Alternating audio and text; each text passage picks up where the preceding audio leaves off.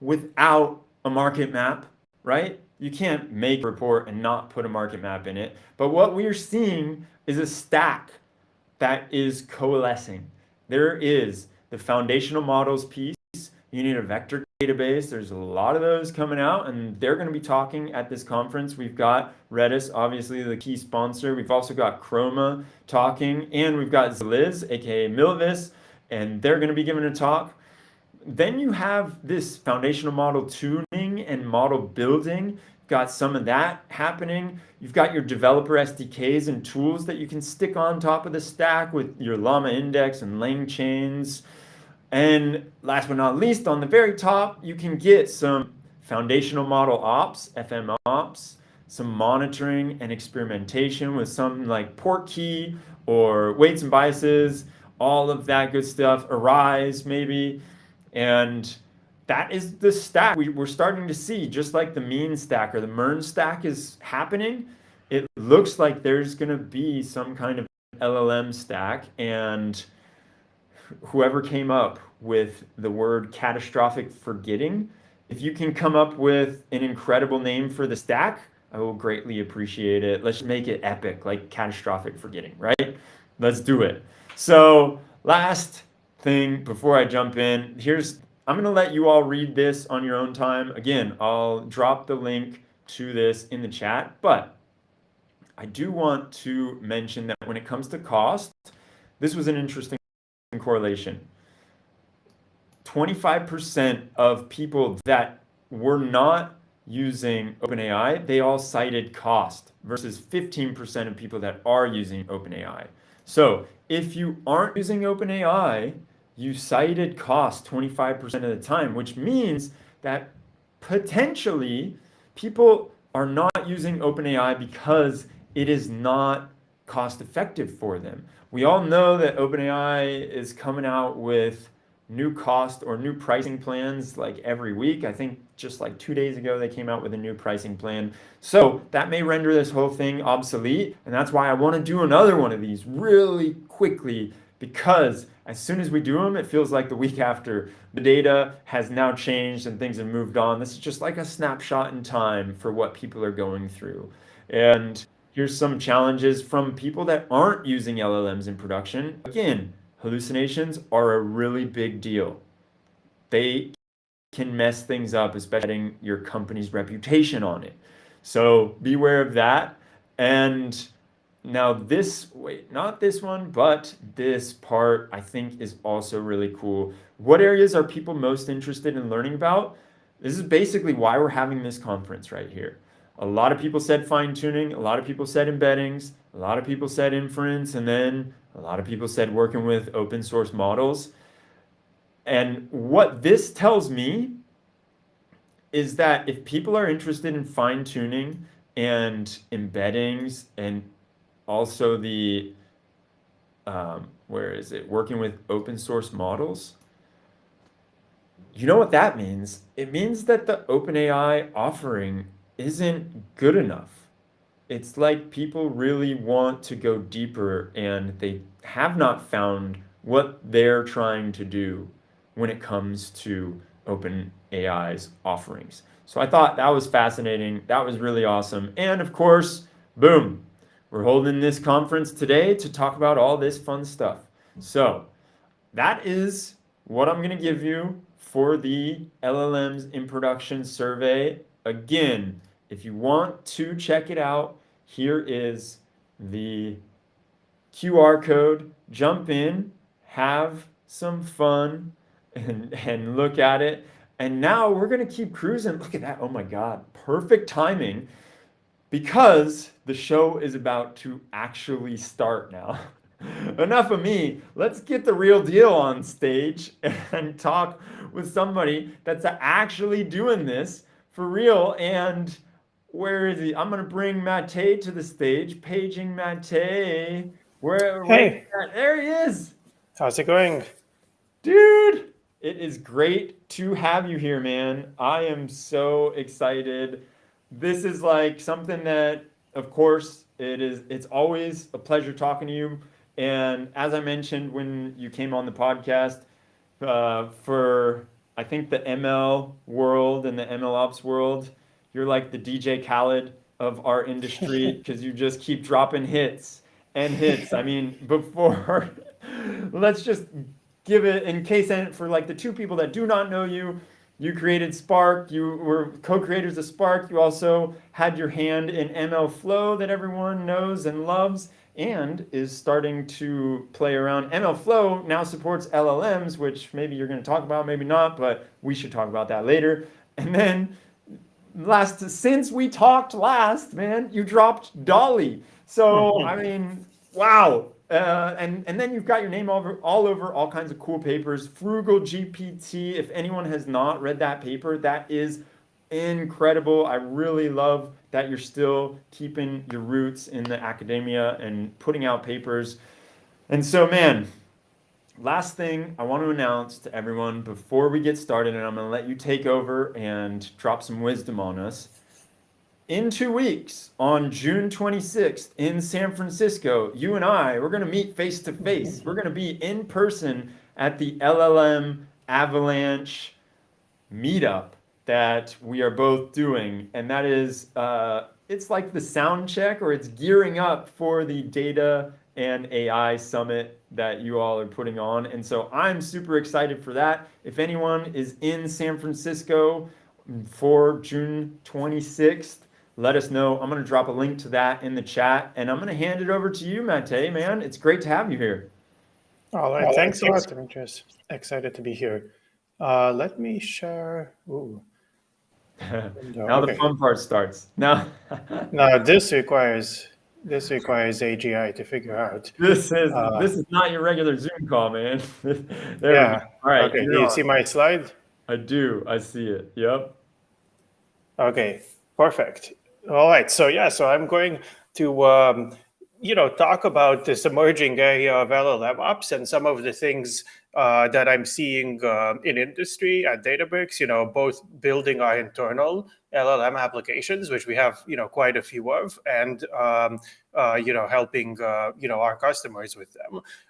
And I'll also talk about some research that I've been doing at Stanford, even kind of before ChatGPT became really popular, on using LLMs more reliably. That is also, I think, relevant to this field. So it'll be sort of a tour of a bunch of things, I'm also going to list a bunch of stuff that I'm not working on at all, but that I think is cool.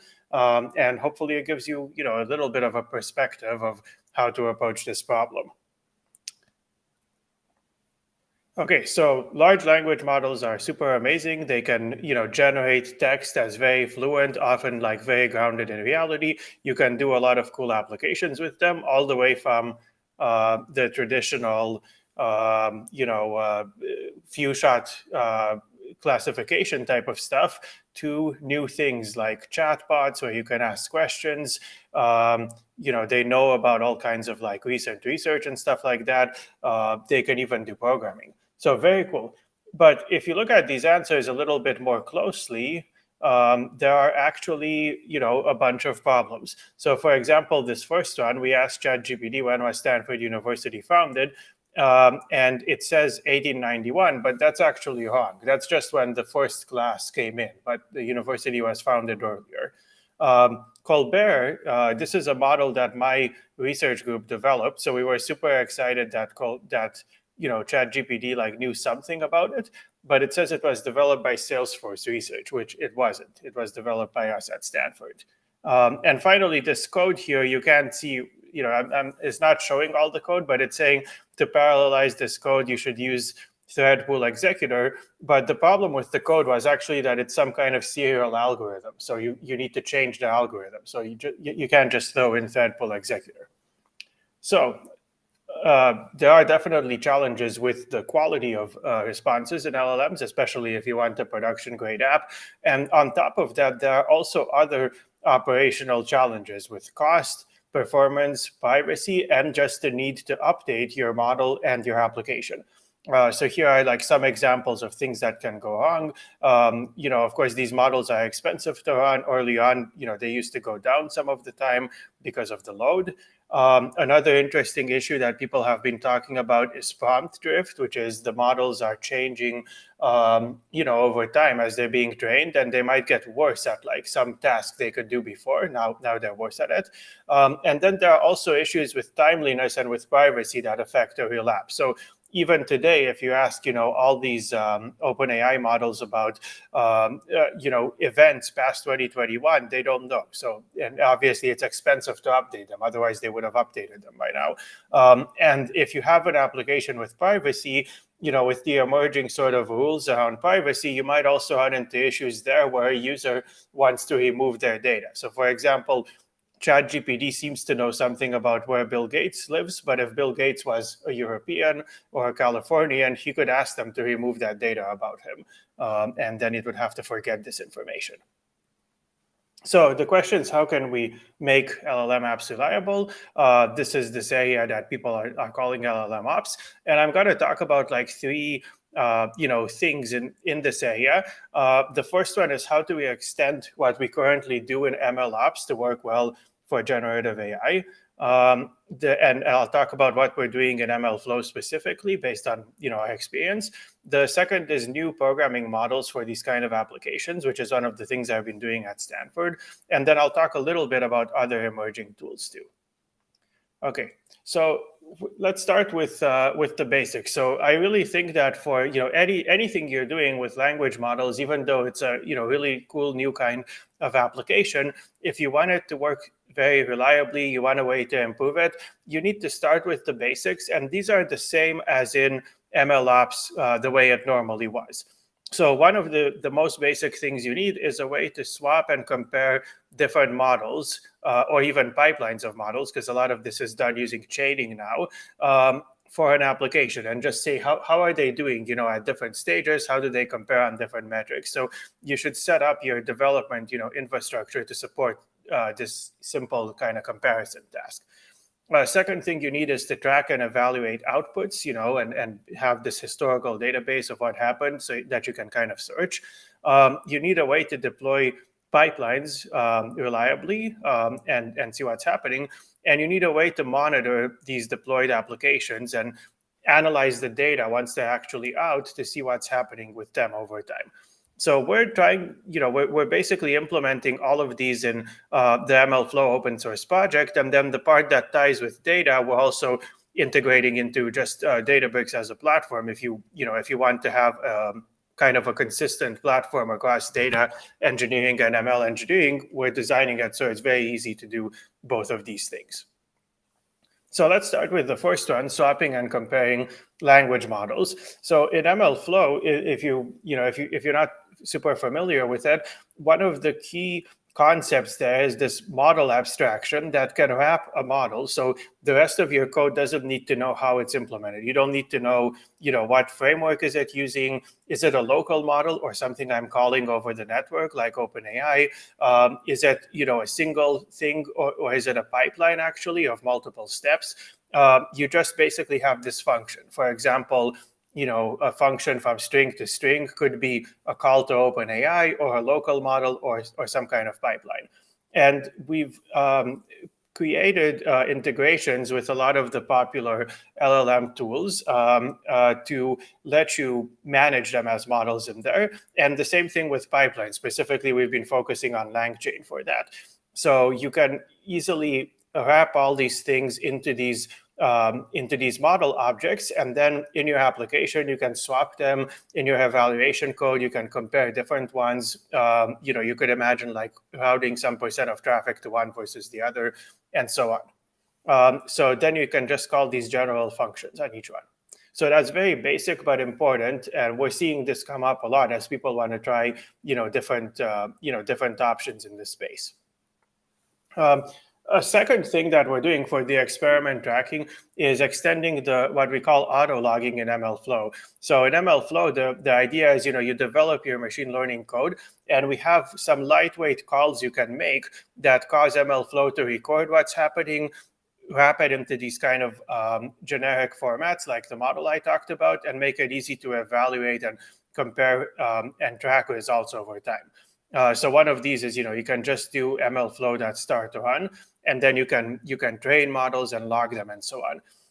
So we've extended this auto logging for OpenAI, so you can remember basically a prompt and other parameters you used in OpenAI and wrap that up and call it later with model.predict. And we've also extended it with Langchain, so you can set up a chain with local models or remote models and save it, and again, load it later and call stuff about it.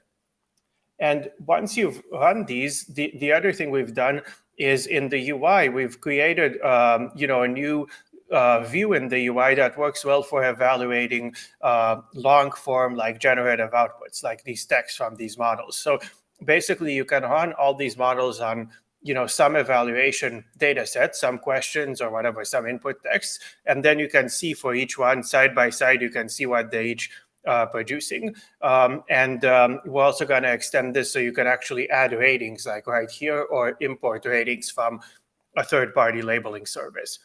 So you can compare all of them. And of course, once you've saved these models, you can also evaluate them programmatically. We have this function MLflow that evaluate with a lot of common metrics people want to run. And we've put in a lot of the metrics you want for LLM applications, like the Rouge metrics for summarization and various other ones, some metrics on toxicity, various things like that. You can also easily extend this to have your own. So that's basically like working with the models themselves. And then, of course, you also want to deploy the models and check what's happening after. And the way MLflow works, you can deploy a model to a variety of different serving layers. We want to make it portable across them. So you can pick your favorite one here. And once deployed, you can get these predictions out of it. And this is like one of the areas where on Databricks specifically, we've integrated this very closely with what you do for data engineering. Like basically, as your model runs, you just get a table that's automatically created, and you can run alerts on the table. You can basically have a SQL statement and say, alert me if whatever this SQL statement ever returns, true or something like that. So it's easy to do that, but you can use whatever deployment tool you want with this stuff. Just a little bit more on some of the things we're doing with this at Databricks. We've also released some reference applications, like for example, how to do a customer support bot that includes a vector database, language model, and the ability to say, it doesn't know about certain topics and so on. So some kind of filtering. And we've also released this free course on edX on LLMs application through production that covers, what we've been seeing at different stages of this workflow, not just LLMs themselves, but all the peripheral things like monitoring, searching, vector databases, chains, and stuff like that. So that's kind of the basics of MLOps, and they will definitely help you like get from a demo, which is usually easy to make with these LLM tools, to something that like works reliably, 80, 90, hopefully eventually 99% of the time or more. But it's still a lot of work to make these happen. So I also wanted to talk a little bit about what the future of programming with these models could look like. And this is one of the projects that my grad students have been doing at Stanford. It's called DSP, or Demonstrate, Search, Predict. So today, if you look at not just LLMs, but foundation models in general, these pre-trained models that on large data sets, there are so many different tools and techniques you can use. Just for language models, there are different ways to use them. There's instruction, prompting, chain of thought, agents, fine-tuning, and so on. And in addition to language models, there are different retrieval models, your favorite vector index and database, task-specific models, and maybe models for other things as well, like vision and speech that you want to combine. And most people want to build these into pipelines. So we're seeing that, you've seen it if you've used Langchain, or probably it's just a very natural way for you to work with these. So the idea is you break down your problems and delegate smaller subtasks to the models. And I'm showing a couple pipelines from the research literature on the right that are, kind of did this by hand. So in principle, it sounds great that you can just make a pipeline. But in practice, it's actually pretty hard to connect all these pieces and then to optimize the whole pipeline. If you want to get from like whatever default accuracy it has as you hook everything up to increase your accuracy and say eliminate like the some type of bad output it's producing or something like that, you've just got all these models sitting there, maybe with prompts or with like some Python code to glue them together, and it's quite hard to fix that. And every change you make to the pipeline affects everything in it, all the other models. And for example, if you want to, if you were training one of the models or fine tuning it to deal with like whatever input format you're going to give it from above, you'll have to retrain it if you change what you're doing above. So we want developers to be able to step away from this and just think about their system design and components, not about gluing and optimizing all these stages together. So that's what we're trying to do in this programming model, DSP, or Demonstrate, Search, Predict. So DSP is a declarative programming model for these pipelines. Basically, think of it a little bit like PyTorch, how in PyTorch you can hook together layers that are different, operations, and pass, data in the form of tensors between them. In DSP, the layers are actually different foundation models, like language models or retrievers or potentially other things, a calculator, maybe some other, string-to-string function. And then the stuff you're passing between them is text objects, is not tensors. So there are three types of functions in DSP, or primitives you can use on your program. There's demonstrate, which is how you tell it what to do. This can be basically providing some training data or other ways to specify constraints. There's search, which is breaking down problems and looking up useful information. This is where something like a vector database would come in. And then there's predict, which is different strategies for using the information you pulled out, checking the quality, asking, is this really the right answer, and so on.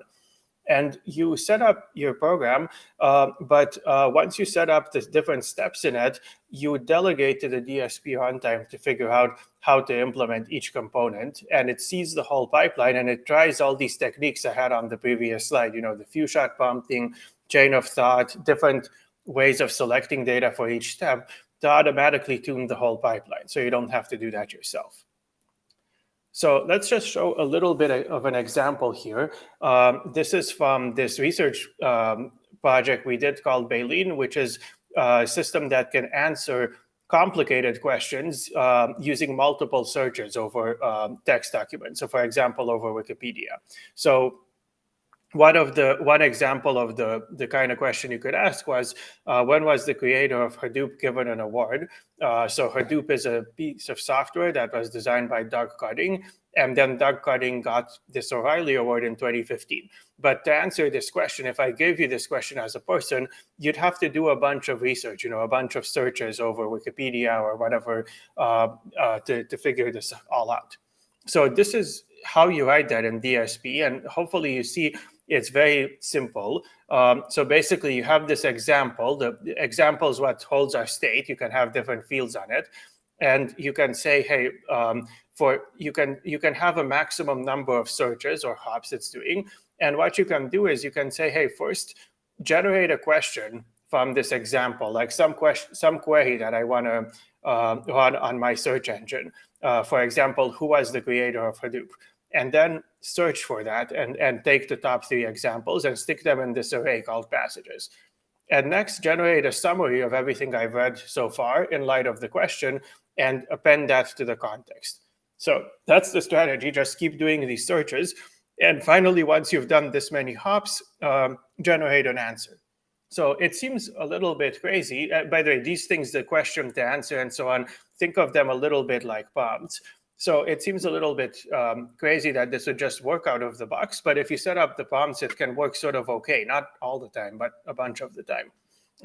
Just an aside on how to set this up, we actually make the prompts somewhat declarative. So basically, you just say, for each step, I'm going to have these inputs, like a context and a question here. There's a text description, and then I'm looking for an answer, which is a short sentence. But the DSP framework can figure out how to actually word the prompt to make it give you this. And this is one of the cool things that lets you, evolve your program and optimize it over time. So if you just ran this program, DSP would generate a prompt that looks like this, as it's going along. So let's imagine it did the searches correctly and it found some stuff. It would have these passages here. What is Hadoop? Who was it created by? Whatever. And it uses these items, like it says, hey, I'm looking for a short sentence. So it says answer with a short sentence, right? And it even automatically does chain of thought. It says, hey, fill in this stuff. So this is kind of the prompt it does, and the part in green is what the model fills in. And in this case, you get the right answer. But this is like basically zero shot. I prompted everything, but it probably won't work all the time. Let's say it only works like 30% of the time or something. How do I make this program better? So this is where you can feed DSP additional data, and it will automatically tune the program to make it work. So one of the things you can give it, and this is this function called DSP compile, you can give it a bunch of like labeled examples of a question like this and the final answer. You don't even have to show it the searches it should do. And DSP is going to like try running each of them multiple times and figure out if it can create a path, like get a path that actually, basically do some searches and actually give you the right answer, because it just knows the right answer for each one. And for the ones where it does, it will use them as few shot examples in your prompt. So for example, to teach your model, like let's say the final call here is to something like OpenAI, to teach it how to use this kind of context and question and rationale, we gave it this one, but maybe we have an example from the training data where we found that we could answer something. There was this question about which award did the first book of Gary Zukav receive, and we did these searches and we found some stuff. So we automatically found an example that we can put in there, or maybe multiple examples, and we've just gone from instructions alone to few-shot prompting, which works a lot better. And the other thing that it can do here, if you've got enough examples, it can actually fine-tune a supervised model for each part. So instead of trying to do it with chain of thought and so on, you can train a model that's good at answering these kinds of like trivia questions or at generating the searches for them, which works in a similar way. So that's the idea here. We want to separate the your specification of your pipeline from the optimization and to work on them separately. So what this gives you is a great way to do iterative development. It's super easy to get started, and it does something out of the box with instructions, which is probably what you would have done on yourself. It's modular because it unties the system design from prompting and fine-tuning. You can, as we update the DSP software, those parts get better and you don't have to rewrite your whole program. And it also enables optimization, because as we make new releases of the DSP compiler, for example, it benefits all the programs. And another really cool thing is that it actually works really well in practice. We've been evaluating this on a lot of research tasks, especially these knowledge-intensive tasks that require looking up information. And compared to other few-shot methods, where you don't tune on like millions of examples, this is basically competitive with all of them, and it's this very simple interface. So in this plot, it's showing a couple of different data sets, and all of these things here are different implementations with engines, and you can see the scores here on different data sets. And the score with DSP, with the same number of examples, I think it's like 10 or 20 examples, is better than all of them in this case, because it automatically searches for how to optimize this. So this is DSP itself. I'll skip this one, but another thing we can do is even feed in unlabeled examples and basically use those to train a cheap model that does the same thing our expensive model does, and to get basically even better performance after you deploy. So these are a couple of things, but there's quite a bit more in the LLM ops space that you should look at. One cool thing is constrained generation. There's this project LMQL, and there's also guardrails and JSON former that force the model to output stuff in a specific syntax that really helps in some applications. Dimitrios mentioned Frugal GPT, which is something we've been developing that can combine multiple models and route queries to them, or combine the results from several models to get better cost performance, like the same, better performance than GPT-4, and even lower cost while achieving that performance. And then there are all kinds of ideas for reasoning, post-processing, filtering stuff that further improve quality. And definitely, if you want to learn more about these, I do encourage you to check out the Data AI Summit, which is like free to view online, and to check out the LLM Avalanche meetup that we're organizing as well. Cool. All right.